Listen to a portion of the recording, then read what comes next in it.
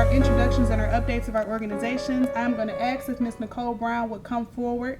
She is a community relations manager for M-1 Rail, and I have the privilege of sitting in as a member representing Mr. White to our community advisory council meetings. I think they have done an excellent job with trying to update the community and keep in contact with the businesses that are along the Woodward corridor. I'm sure Nicole is going to talk about all of this in her presentation, but I think you'd be very excited to hear some of the great things that they are doing with this project and how they are trying to make sure that it stays as local as possible, and keeping our local contractors and also local citizens and students involved in this redevelopment project. So Nicole, if you would come forward, and then we will have a question and answer period right after Nicole finishes her presentation.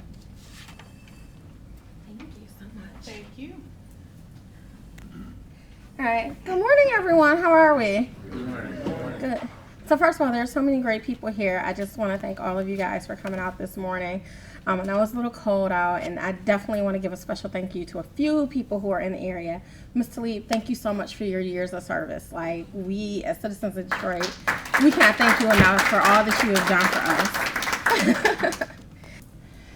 So I know we had a little bit of construction last year, caused a little bit of tie-ups, but it's a little bit of the price of project progress, and we're so excited to be able to bring streetcars back to the city of Detroit. So a lot of people who have lived in the area for a while know that this is not a new concept. At one particular point in time, Detroit, like it has always been as a leader in the world, we had the largest fleet of streetcars. We had over 910.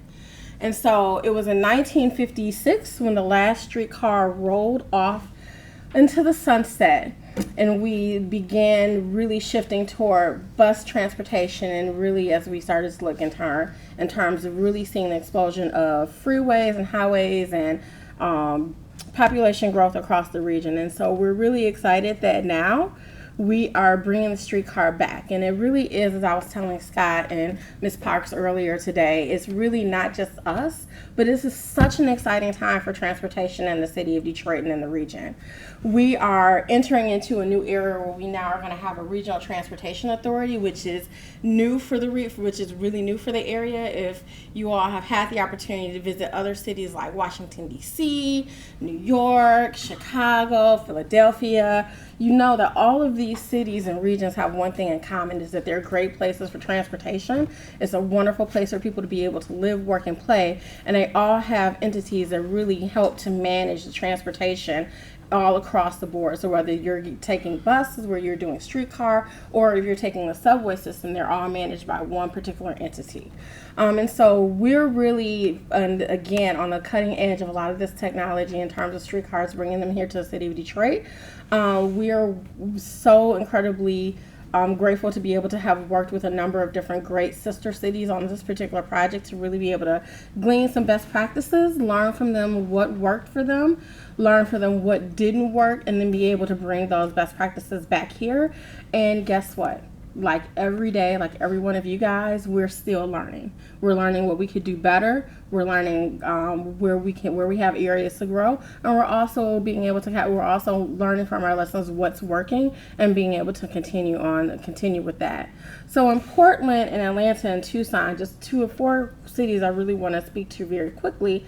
These cities in particular are areas that have some characteristics that are similar to the city of Detroit in terms of transportation landscape, and they're also cities that we've been able to take best practices from. So in the city of Portland, Oregon, they've been able to take their system in the last 10 years and grow from a 4.8 mile system when they began to over a 14 mile system. Now granted, Portland is a little different because they had a much more transit-rich friendly area before their project started. They had tons of bike trails and all of those things, and they've been able to really coalesce all of those and be able to see a lot of different development opportunities, really be able to work together with the local community to employ local contractors on that particular project. And that particular project has now celebrated its 14th year in operation. Celebrates its 14th year in operation here. Atlanta, Tucson, and DC We really call those our sister cities because we all began our project process around the same time. Their projects all are currently in their operational phases. Atlanta, Tucson, and DC all cut the ribbons and began operations on their systems this year. One of the things that we know with streetcar systems is that obviously it's a little bit different from a light rail system, which was part of an original conversation that sort of evolved from 2009 to 2013 when we made our decision to move forward with the streetcar system. They've seen a lot of growth in their area. They've been able to work together with their the development agencies who are working in those communities have been able to successfully work with their local governments to make sure that there's equitable development. They've also been able to work very closely, again, with their local contractor community to make sure that those businesses are at the table. So we've been able to take a lot of great practices and also looking at operations in terms of what we should be able to anticipate in terms of first year ridership, how we're looking at how we operate during terms of frequency, in terms of hours, and really also in terms of fares as well too. So taking from those best practices and really looking at the city of Detroit, what is the purpose of this particular project? It's to really connect people to places. So a lot of people ask why Woodward, why start here? Well, Woodward right now has the highest concentration of jobs in the city. Along the Woodward corridor, from where we have the from West Grand Boulevard to Larned, is 40% of the city's jobs. So within that corridor, yeah, it's great. We got the sports arenas. That's great. We have people come down. You have great part-time jobs and all that good stuff. But we have an amazing research hospital facility with DMC. We also have Henry Ford Health Center, which is a cutting-edge technology in terms of healthcare. We have we have Wayne State University, which is one of the top universities in the entire country for various schools that they operate on that main campus.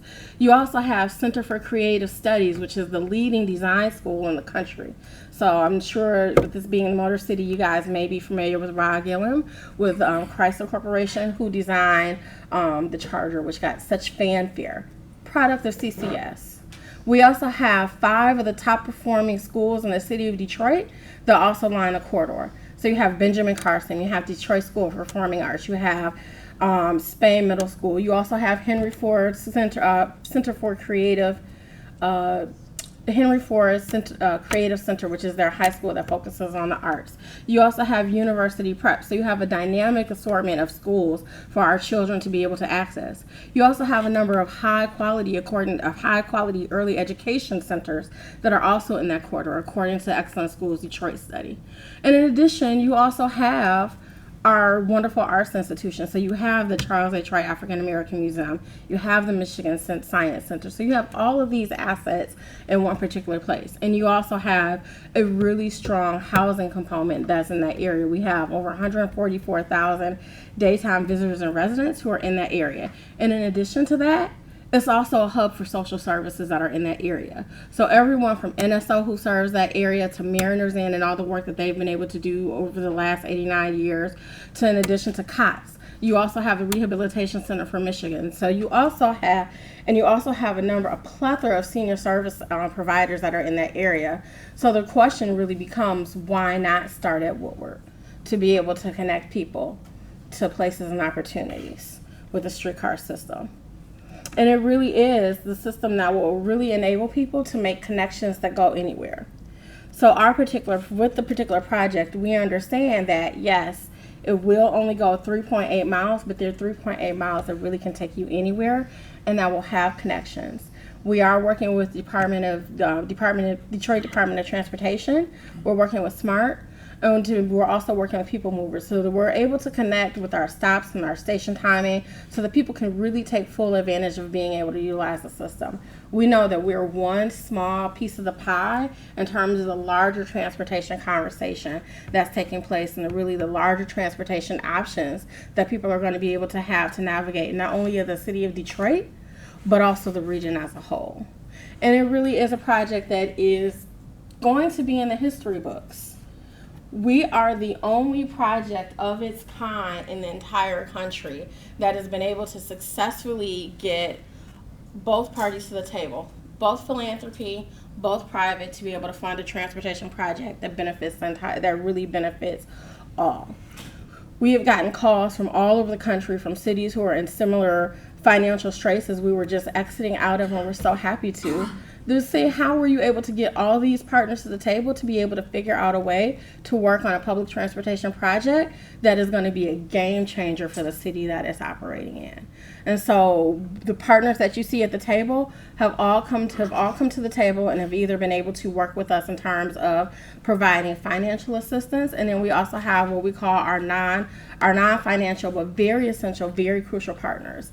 This particular project, outside of the funding that we receive from the federal government, Department of Transportation, we don't have any funding that we have received from the city of Detroit. What we have received from the city of Detroit is really their permission to be able to operate within the right-of-way within the city of Detroit, and we have an amazing partnership working with them to make sure that this project really benefits the residents and the businesses and the other stakeholders that are within the city of Detroit. And so, yes, Quicken is one of our primary partners, but we also have Kresge at the table, who is really leading the charge with this and really has been key in being able to work with a number of other, and has really been key in terms of bringing and working with a number of other philanthropic partners and bringing them to the table as well, too. And so what is the big picture? So we all know that the streetcar line is going to be 3.8 miles. The streetcar line will operate 7 days a week. We will operate during the week from 6 a.m. to 10 p.m. And then Friday and Saturday and Sunday will operate from 6 a.m. to midnight. The reason why we currently will not be operating at 24 hours is that when we looked at baseline studies from other cities across the country that had the same systems, when they initially had these systems that operated, they actually operated at a loss. So unlike other systems where people may think that, oh, it's not a human conductor, it's just going to be running on a track by itself, we actually will have a conductor who will be driving all of these trains. At the same time, we'll also have transit security as well, which we're working very closely on in terms of developing what that plan looks like with all the partners at the table, from working with DPD, working with Wayne County, working with Henry Ford, working with the amazing Chief Holt at Wayne State and his police staff, as well as Homeland Security, to make sure that it's a safe experience for everyone. We also are going to have we're also going to have conductors on the train, so it does become an operation cost that really includes human capital as well too. So right now we're going to start baseline with those hours, but if the community really demands it and they are using it and they really are pushing for us to have extended hours, that is something that we will be doing. Because with every aspect of this project, we really believe in listening to the community's voice and being able to incorporate it. The streetcars, we're going to have 6 that will be in operation during what we call our rush hour times. And so traditional rush hour from 7 to 9, and then from 4 to 7. And then during our non-peak times, we'll always have a minimum of 4 that are in operation. There'll be and we'll get into a little bit more about what the streetcars will feel like internally and what the experience will be. But with the streetcar traveling, they'll actually be able to travel along the 2 different tracks at the same time. And then what will happen is we have 20 stops at 12 locations. And so of those 20 stops, 16 are going to be curbside, and then 4 are going to be center.